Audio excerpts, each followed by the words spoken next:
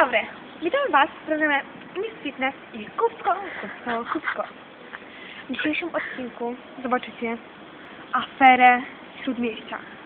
Oto jesteśmy na tym podwóreczku. Na tym oto podwórku jest wielka tragedia. Oto w tym miejscu, dokładnie tutaj, ma stanąć znak zakaz gry w piłkę nożną. Oto ta pani, ta starsza babcia, ona domaga się tego znaku. Proszę pani, niech pani zaczeka. Proszę pani, proszę nam powiedzieć, dlaczego pani domaga się tego znaku?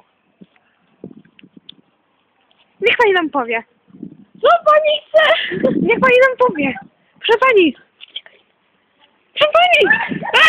Oto zaczyna się gonitwa. Babciu, do teraz! Oto nasz odcinek o tragedii mieszkańców oto tego osiedla.